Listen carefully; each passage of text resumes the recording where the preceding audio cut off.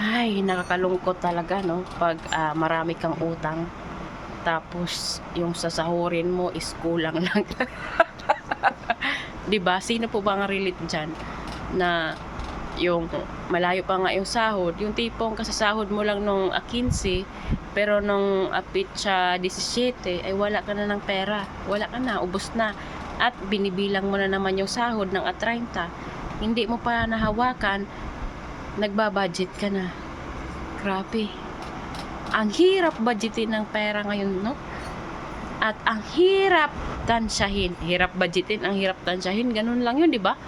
So, sino bang nakaranas ng gano'n na malayo pa yung sahuran pero naglilista na, nagtutotal na. Tapos, pag tinotal na short, problemado.